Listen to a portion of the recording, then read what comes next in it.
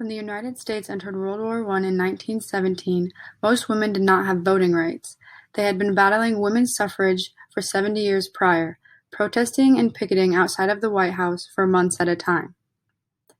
Women in our country used the war to their advantage. They saw it as an opportunity to gain more rights and independence by being able to serve in the war for the first time.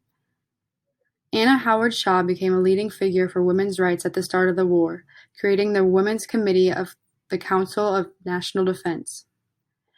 The committee helped women serve in many different positions in the war, including translators, ambulance drivers, nurses, doctors, and even on the battlefield.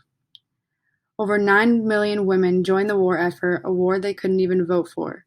This is when the women's suffrage movement became hard to ignore. Other women took on the manufacturing and agricultural jobs that millions of men left behind after going to war.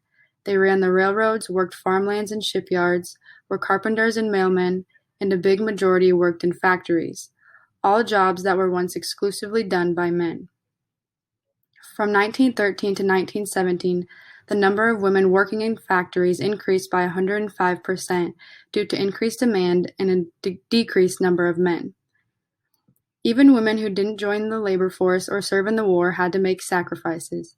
They signed pledges that forced them to cut luxury items like fats and meat, only eating canned foods and grown vegetables in order to keep the country in fighting shape. Overall, women played a central role in the war and were crucial to its success. Eventually, 2 years after the war ended on August 18th of 1920, the Susan B. Anthony Bill, which gave women the right to vote, became the 19th Amendment to the Constitution of the United States.